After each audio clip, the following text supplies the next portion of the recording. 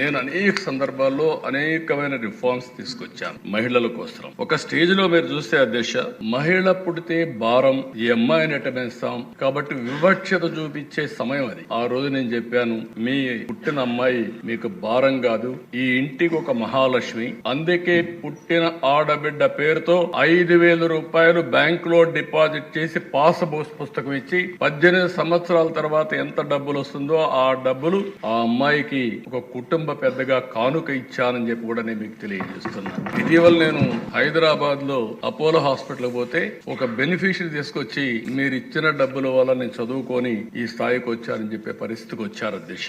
ఇంకో పక్కన అధ్యక్ష, మీరు ఒకసారి చూస్తే ఒక నమ్మకం, ఒక కాన్ఫిడెన్స్ కావాలి. మనం అందరం ఆలోచించేవాళ్ళం, అమ్మాయిలంటే సైకిల్ దొక్కలేరు, మగవారితో సమానంగా ముందుకు పోకూడదు, లేకపోతే ఎవరన్నా పేరెంట్స్ తీసుకెళ్ళాలి, ఇలాంటివన్నీ ఉంటే నేను ఆ ధైర్యాన్ని, వాళ్ళలో ఒక నమ్మకాన్ని ఇవ్వాలి. మగ పిల్లలు ఆడపిల్లలు తేడా లేదు, అవసరమైతే ఆడపిల్లలే దూసుకుపోతారనే నమ్మకాన్ని ఇవ్వడానికి 8, 9, 10వ తరగతి స్టూడెంట్స్ అందరికీ, ఆడపిల్లలందరికీ సైకిళ్లు కొనిచ్చాను అధ్యక్ష. సైకిళ్లు కొనిస్తే తల్లిదండ్రులు చదువుకోవద్దన్నా మాకు సైకిల్ ఉంది, మేము వెళతామని వచ్చి చదువుకున్న సందర్భం అధ్యక్ష.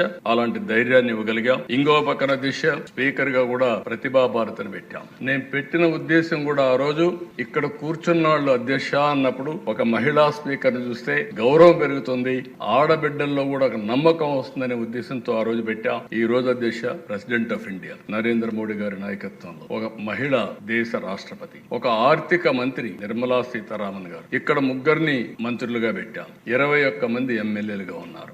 ఈ రోజు అధ్యక్ష, 8% తో ప్రారంభమైనటువంటి రాజకీయ రిజర్వేషన్లు స్థానిక సంస్థల్లో నేను 95లో 33% చేశాను. ఇది ఈ రోజు 50% అయింది. దేశంలో మొన్నే బిల్లు పాస్ చేశారు, 33% రిజర్వేషన్లు. నెక్స్ట్ అసెంబ్లీకి వచ్చే లోపల డీలిమిటేషన్స్ అయిపోతే ఈ రిజర్వేషన్లు వస్తే 33% ఆడబిడ్డలు ఈ సభలో ఉంటారు. 70-75 మంది ఆ రిజర్వేషన్ ప్రకారం 1/3 ఉంటారు. మంత్రులు కూడా 1/3 ఉంటారు. ఇది శుభ పరిణామం అని చెప్పి కూడా నేను మీకు తెలియజేస్తున్నా.